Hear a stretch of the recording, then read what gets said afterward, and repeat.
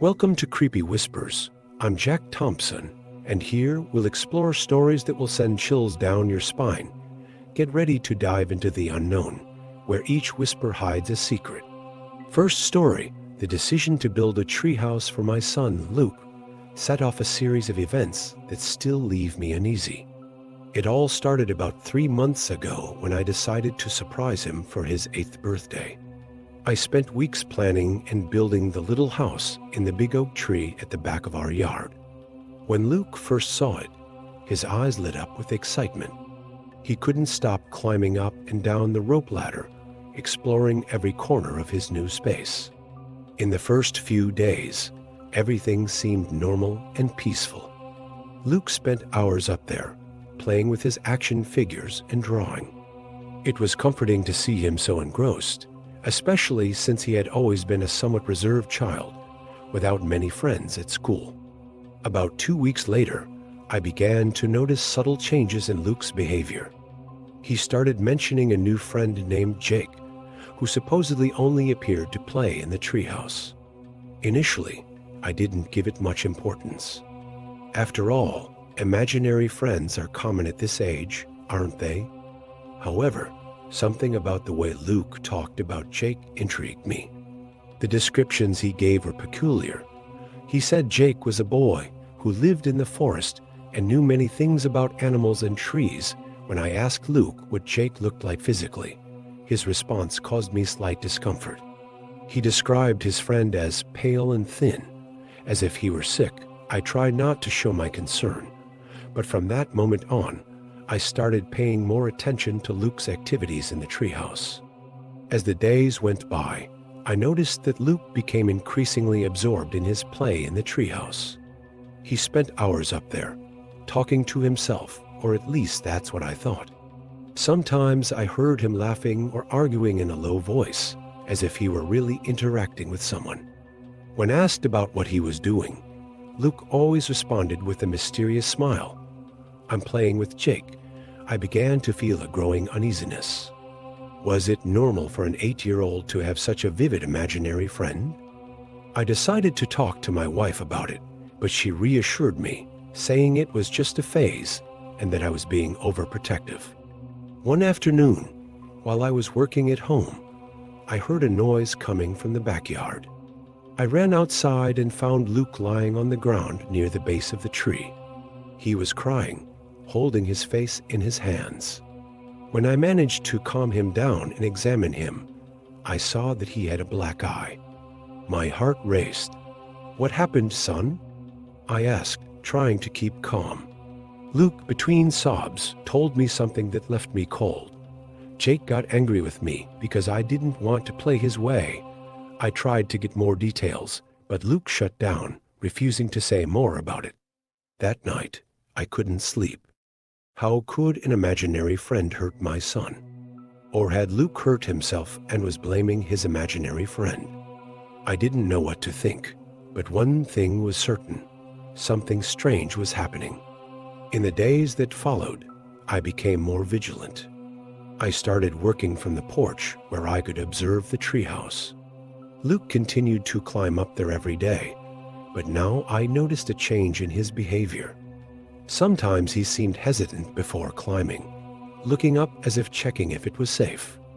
Other times, I caught him looking nervously over his shoulder while playing. One afternoon, I decided to climb into the treehouse while Luke was at school. I wanted to see if I could find any clues about what was happening. That's when I noticed something strange. There were small objects scattered around the corners that I didn't recognize. Smooth, colorful stones, feathers from birds that weren't common in our region, and even a small rusty pocket knife. I'm absolutely sure Luke didn't own any of these items. The situation reached its critical point on a Friday night. I was in the kitchen preparing dinner when I heard Luke screaming from the backyard. I ran outside and found him standing near the tree, pointing upwards with an expression of pure terror on his face. "Dad, Jake? He's up there," he shouted. I looked at the treehouse and my blood ran cold. For a split second, I saw a small, thin figure quickly descending the rope ladder. I couldn't make out the features clearly, but I was sure it wasn't Luke. The child, if I can call it, that had a sickly appearance, its pale skin almost glowing in the twilight. Before I could do or say anything, the figure jumped the last few rungs and disappeared towards the forest that bordered our backyard. I stood paralyzed, unable to process what I had just seen. That night, I couldn't sleep. I sat on the back porch, watching the treehouse and the edge of the forest, trying to understand what had happened. Luke was too scared to sleep alone, so my wife stayed with him. I didn't tell her what I had seen. How could I explain something I didn't understand myself? The hours passed slowly, and my mind kept replaying that scene. The pale, thin figure descending the ladder, moving in a way that didn't seem natural. In the morning, with daylight, I almost convinced myself that I had imagined it all. Almost. In the days that followed, Luke refused to climb into the treehouse. He got nervous just looking at it. I tried to talk to him about Jake, but he avoided the subject or simply said he didn't want to talk about it anymore. Part of me was relieved. Maybe whatever was happening had ended, but another part couldn't forget what I had seen. I started researching the history of our region on the internet, looking for any mention of strange events or local legends. I didn't find anything conclusive, but I discovered that decades ago, a child had disappeared in the forest near our house. The boy's name? Jacob. The coincidence left me uneasy, but I tried not to think too much about it. After all, it could just be that, a coincidence. A week after the incident, I decided it was time to take action. I called a local carpenter to dismantle the treehouse. While he worked, I watched, half expecting to find something strange. But there was nothing out of the ordinary, just old wood and some of Luke's forgotten toys. When the work was finished, I felt a mix of relief and guilt. Luke was upset, of course, but he didn't protest as much as I expected. In fact, he seemed almost relieved. The following weeks were quiet. Luke went back to playing normally in the backyard, and gradually the tension that had settled in our house dissipated. Still, sometimes I caught Luke looking at the old oak tree with a distant expression. When I asked if he was thinking about Jake, he just shook his head and changed the subject. One night, as I was putting him to bed, Luke finally talked about it. "Dad," he said softly, "sometimes I still hear Jake calling from the forest, but I don't want to go." I hugged my son tightly, assuring him that everything was okay, that he was safe. But that night, before going to bed, I locked all the doors and windows of the house, just as a precaution. As time passed, life returned to normal. Luke seemed happier and started making friends at school again. Still, I couldn't help but stay alert. Sometimes when we were in the backyard, I had the feeling we were being watched from the forest. It was just an impression, but it made me uneasy. I started thinking about selling the house and moving, but I didn't want to make such a drastic decision based on something that could just be the product of my hyperactive imagination. One day, about 2 months after we had dismantled the treehouse, Luke came to me with something in his hand. It was one of the smooth, colorful stones I had seen in the treehouse. "I found this in my room," he said, looking confused. I thought I had lost them all. I took the stone, feeling a shiver run down my spine. I was sure we had removed all the strange objects from the treehouse. How had that ended up in Luke's room? I looked out the window towards the forest, and for a moment, I thought I saw movement among the trees. But when I blinked and looked again, there was nothing there. I decided not to mention the stone to my wife, so as not to alarm her. But that incident rekindled my concerns. I started paying more attention to Luke and our surroundings. I noticed that he avoided playing near the forest and always seemed a little nervous when it got dark. One night, I woke up to the sound of footsteps in the hallway. I quietly left the room and saw Luke standing in front of the living room window, staring outside. When I approached, he turned with wide eyes and whispered, "Dad, I saw Jake again." He was standing at the edge of the forest, calling me. I hugged Luke and took him back to bed, trying to calm him down. But when I looked out the window, I couldn't help but feel a chill down my spine as I saw the shadows moving among the trees. The next morning, I decided to investigate the area where Luke said he had seen Jake. I didn't expect to find anything, but I felt I needed to do something.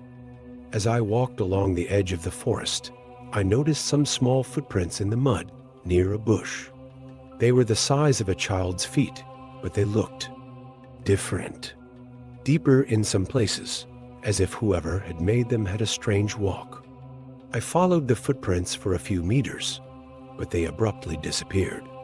I looked around, feeling watched, but saw nothing beyond the familiar trees and bushes.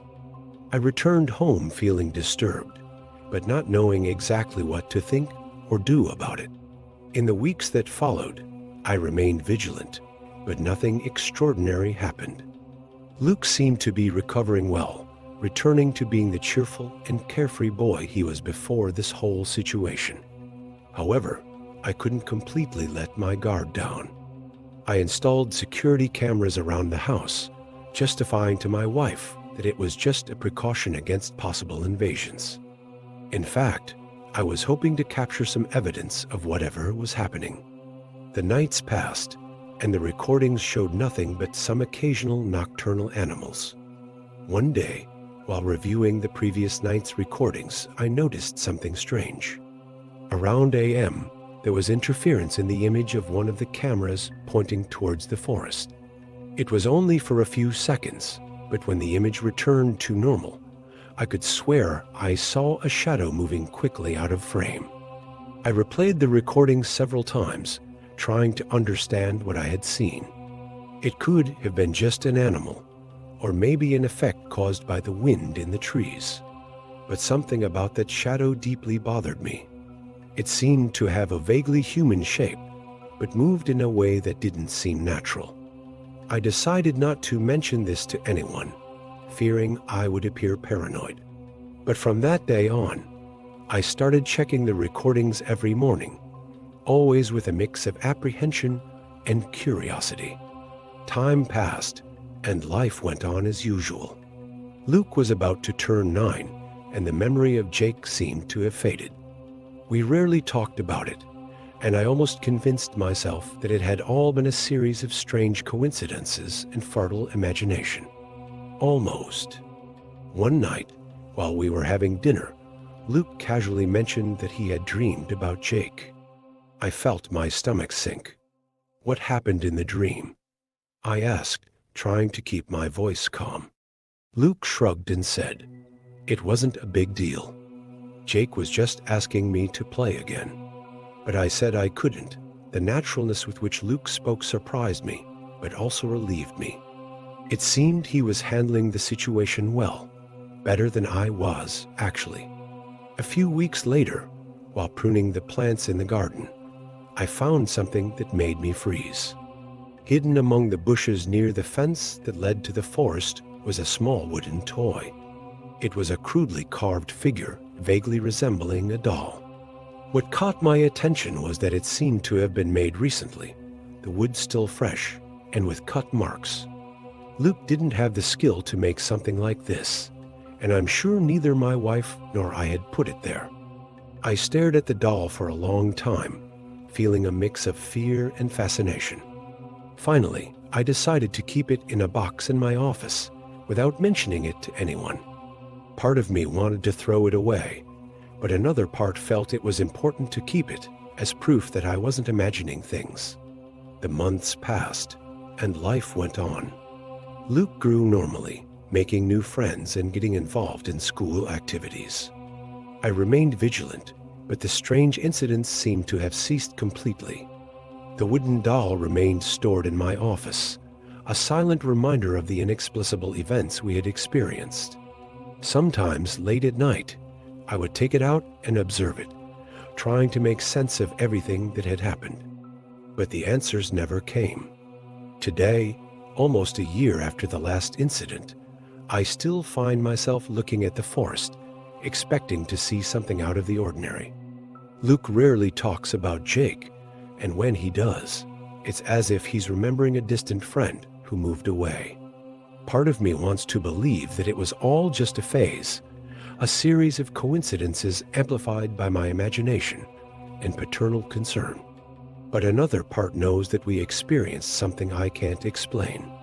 Sometimes on particularly quiet nights, I think I hear a whisper coming from the forest, as if someone is calling.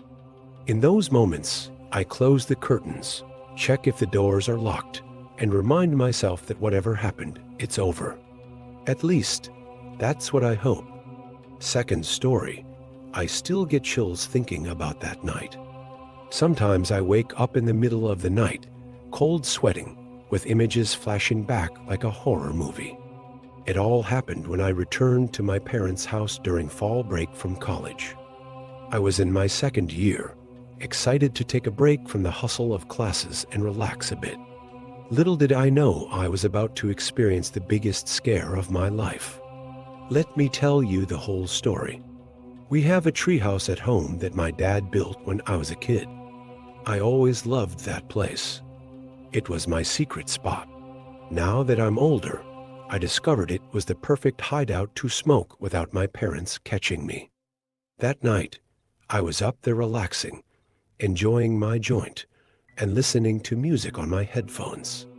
It was around 11, I think. The wind was a bit chilly, and the tree leaves made that nice rustling sound. I was feeling pretty comfortable, looking at the stars, thinking about life. Suddenly, I heard a strange noise from below. At first, I thought it was just the wind or some animal. But then I heard it again, louder. It sounded like someone sneaking around the garden. My heart started racing. I took off my headphones and stayed very still, trying to listen better. That's when I saw two shadows moving near the back door of my house. I froze instantly. My first reaction was to think I was tripping because of the weed. I closed my eyes, took a deep breath, and counted to 10. When I opened them again, the shadows were still there, but closer to the door now. It wasn't a hallucination. My whole body started shaking, and I felt a knot in my stomach. I thought about my parents sleeping inside, unaware of what was happening.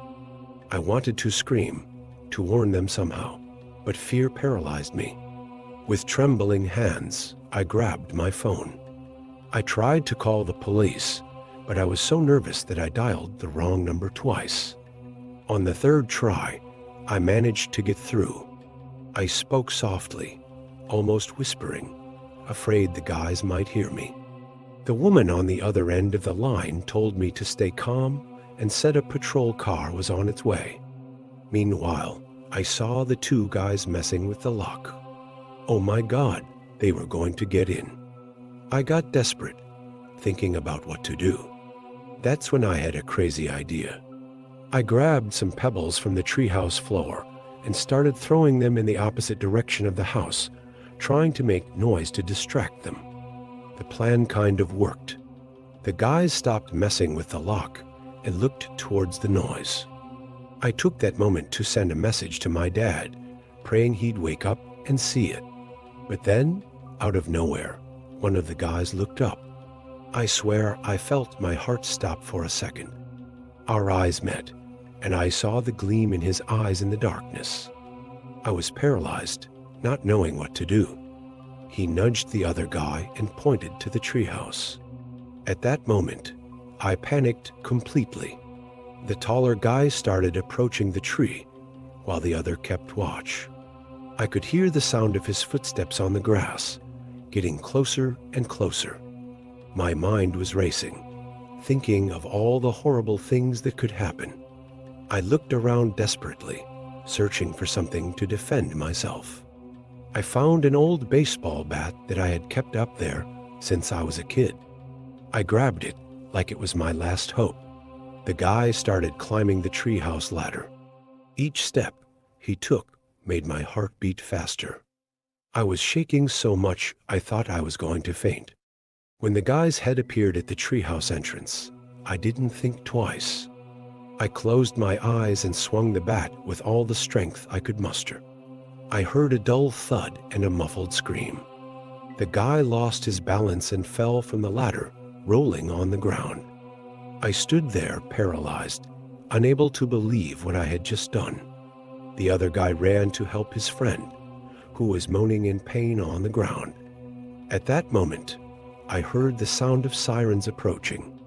I've never been so relieved in my life to see the patrol car lights arriving. The two guys tried to run away, but it didn't work out well. The one I had hit with the bat could barely walk, and the other didn't want to leave his friend behind. The police arrived just in time and managed to catch both of them. Meanwhile, the lights in my house turned on. My parents had finally woken up with all the commotion. I saw my dad coming out the front door, all confused, looking at the scene. I was relieved they were okay, but at the same time, I felt a wave of desperation. How was I going to explain what I was doing in the treehouse at that hour of the night? I climbed down from the treehouse with shaky legs, still holding the bat. My mom came running and hugged me tight, crying. My dad kept looking from me to the police officers, trying to understand what had happened. The neighbors started to appear, attracted by the commotion. I felt like I was in the center of a circus, with everyone looking at me. The police came to talk to me, ask questions. I tried to answer, but my voice was trembling. I told them everything I had seen, except for the weed part, of course. I said I was in the treehouse because I couldn't sleep. I don't know if they believed me, but at that moment, it didn't seem important. The rest of the night was a blur. I had to go to the police station to give my statement. I found out that the guys were known thieves in the area, responsible for several house burglaries. Apparently, I had prevented them from making another victim. The police even praised me for my courage, but I didn't feel brave. I felt exhausted, scared, and to be honest, a little guilty. If I hadn't gone to the treehouse to smoke, would I have noticed the thieves? What if they had entered the house with my parents inside? These questions kept spinning in my head. In the days that followed, I was in a constant state of alert. Every noise made me jump. Every shadow seemed like a threat. My parents became super protective, installed an alarm system, and even talked about cutting down the treehouse. I begged them not to do it. That place had become a symbol for me of danger and salvation at the same time. I decided to stop smoking, at least for a while. The scare had been too big, and I didn't want to risk going through something like that again. But I also couldn't stop climbing up there from time to time, especially at night.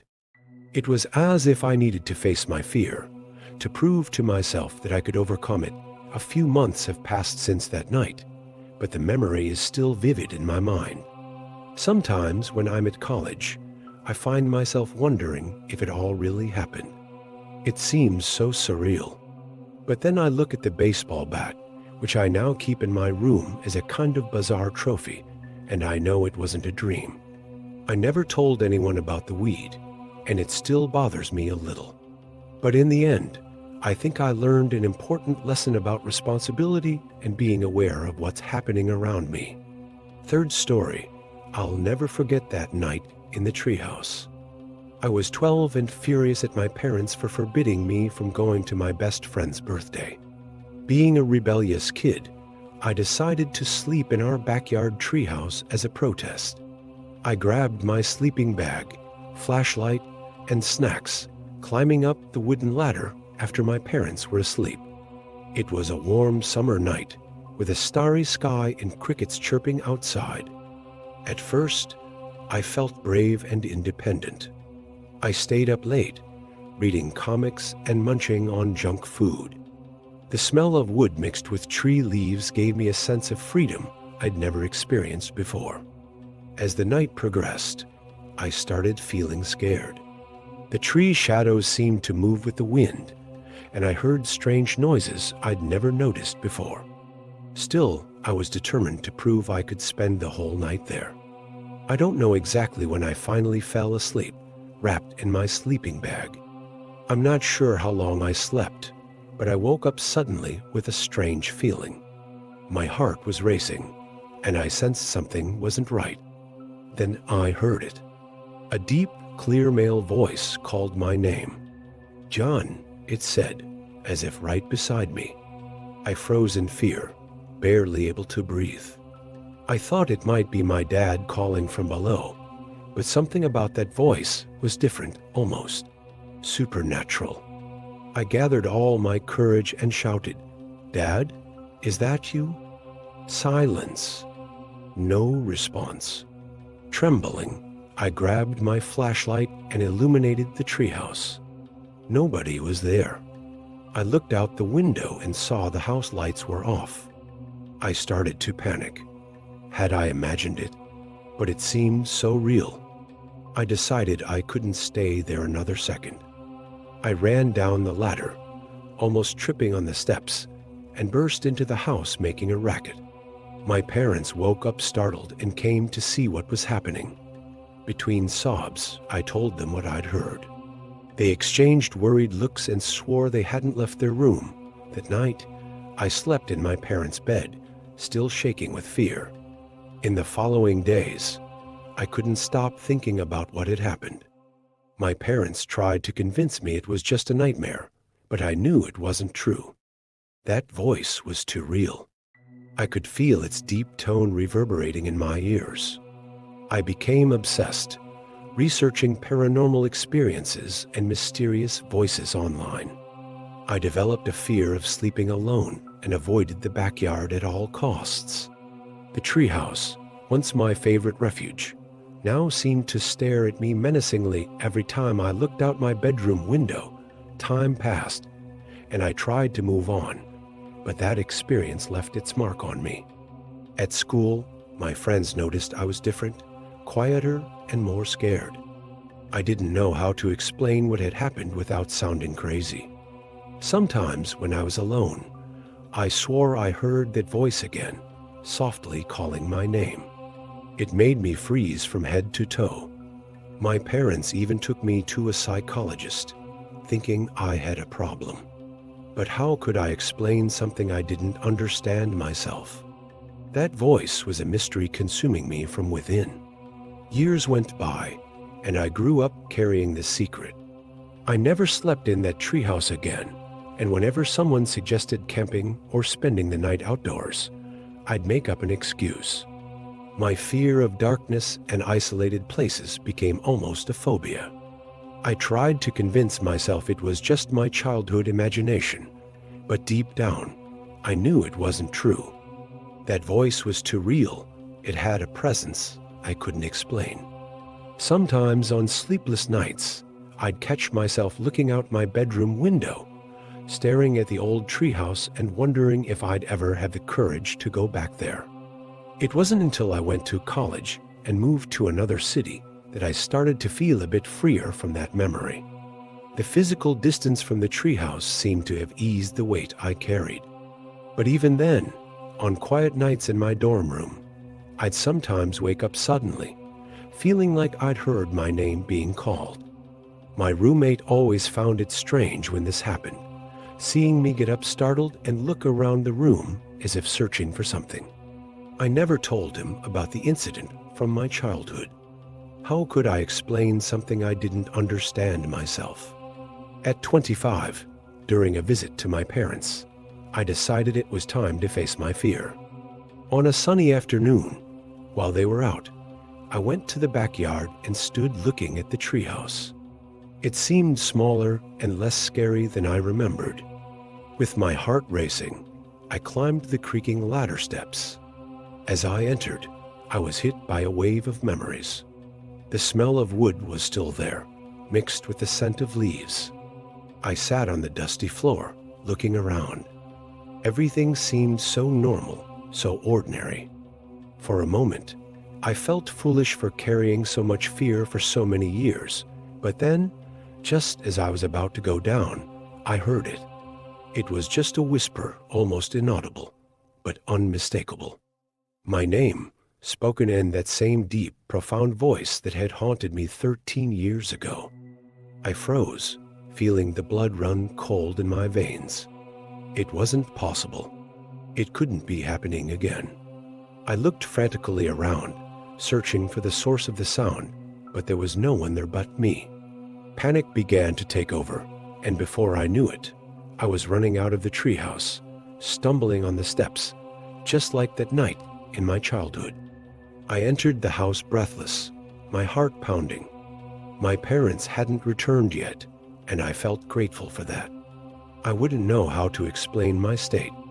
I spent the rest of the day restless, looking out the window at the treehouse, expecting to see some movement, some sign that would explain what had happened. But nothing. Everything remained quiet and normal. That night, I couldn't sleep. I tossed and turned in bed, replaying the event in my head. Was I going crazy? Was my mind playing tricks on me? Or was there really something inexplicable happening? Today, years later, I still have no answers. The mysterious voice from the treehouse remains an enigma that haunts me. I've researched, talked to people who study paranormal phenomena, tried to find rational explanations. Nothing makes sense. The treehouse is still there, in my parents' backyard, a silent reminder of something I can't comprehend. Sometimes when I visit my parents, I catch myself looking at it, feeling a shiver down my spine. I've never heard the voice again, but the feeling that something inexplicable happened stays with me. It's a mystery that I think I'll carry forever.